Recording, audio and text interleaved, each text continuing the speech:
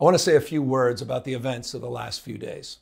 This past weekend, federal agents conducted large-scale workplace raids in and around Los Angeles.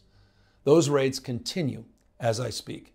California is no stranger to immigration enforcement, but instead of focusing on undocumented immigrants with serious criminal records and people with final deportation orders, a strategy both parties have long supported, this administration is pushing mass deportations, indiscriminately targeting hardworking immigrant families, regardless of their roots or risk. What's happening right now is very different than anything we've seen before. On Saturday morning, when federal agents jumped out of an unmarked van near a Home Depot parking lot, they began grabbing people, a deliberate targeting of a heavily Latino suburb. A similar scene played out when a clothing company was raided downtown. In other actions, a U.S. citizen, 9 months pregnant, was arrested, a 4-year-old girl taken, families separated, friends quite literally disappearing.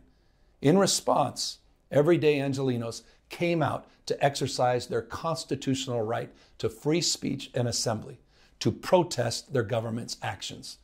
In turn, the state of California and the city and county of Los Angeles sent our police officers to help keep the peace. And with some exceptions, they were successful. Like many states, California is no stranger to this sort of unrest. We manage it regularly and with our own law enforcement. But this, again, was different.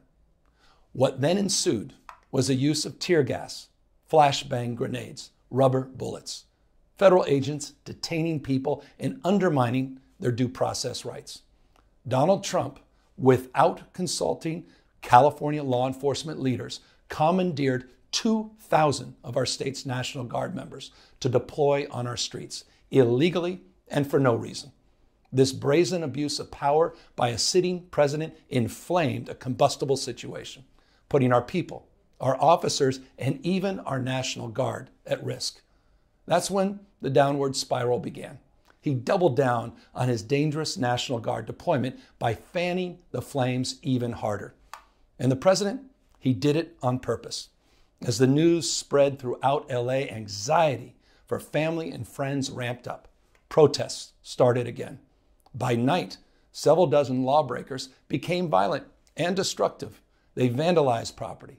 They tried to assault police officers. Many of you have seen the video clips of cars burning on cable news. If you incite violence, I want to be clear about this. If you incite violence or destroy our communities, you're going to be held to account.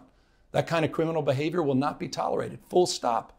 Already more than 220 people have been arrested, and we're reviewing tapes to build additional cases, and people will be prosecuted to the fullest extent of the law.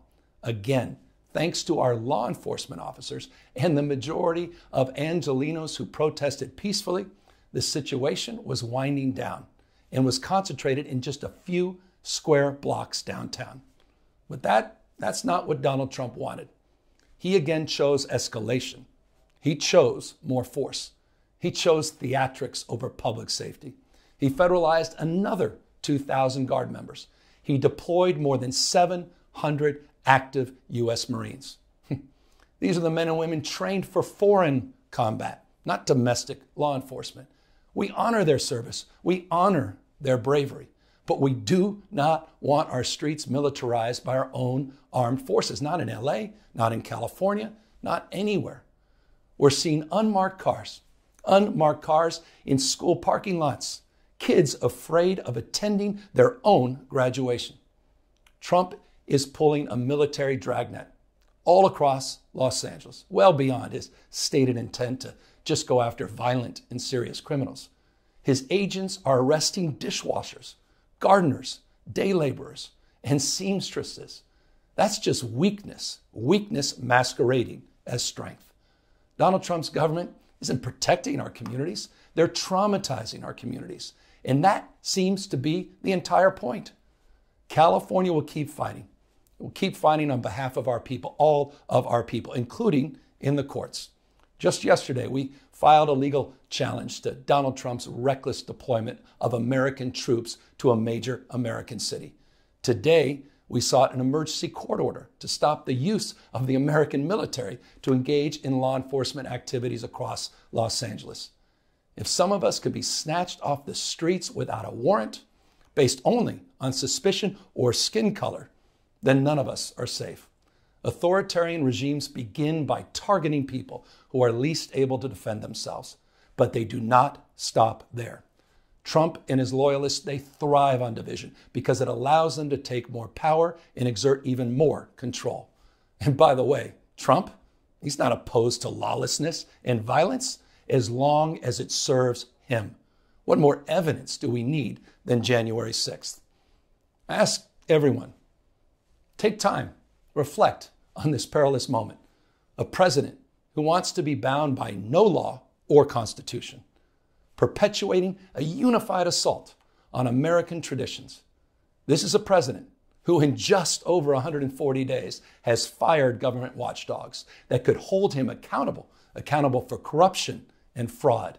He's declared a war on culture, on history, on science, on knowledge itself. Databases, quite literally, are vanishing. He's delegitimizing news organizations, and he's assaulting the First Amendment. And the threat of defunding them, at threat, he's dictating what universities themselves can teach. He's targeting law firms and the judicial branch that are the foundations of an orderly and civil society. He's calling for a sitting governor to be arrested for no other reason than to, in his own words, for getting elected. And we all know this Saturday, he's ordering our American heroes, the United States military, and forcing them to put on a vulgar display to celebrate his birthday, just as other failed dictators have done in the past. Look, this isn't just about protests here in Los Angeles. When Donald Trump sought blanket authority to commandeer the National Guard, he made that order apply to every state in this nation. This is about all of us. This is about you. California may be first, but it clearly will not end here. Other states are next. Democracy is next. Democracy is under assault before our eyes. This moment we have feared has arrived. He's taking a wrecking ball to our founding fathers' historic project. 3 co-equal branches of independent government. There are no longer any checks and balances. Congress is nowhere to be found. Speaker Johnson has completely abdicated that responsibility. The rule of law has increasingly been given way to the rule of Don. The founding fathers, they didn't live and die to see this kind of moment. It's time for all of us to stand up. Justice Brandeis, he said it best. In a democracy, the most important office, with all due respect, Mr. President, is not the presidency, and it's certainly not governor. The most important office is office of citizen. At this moment, we all need to stand up and be held to account, a higher level of accountability. If you exercise your First Amendment rights, please do it peacefully. I know many of you are feeling deep anxiety, stress, and fear, but I want you to know that you are the antidote to that fear and that anxiety. What Donald Trump wants most is your fealty, your silence to be complicit in this moment. Do not give in to him.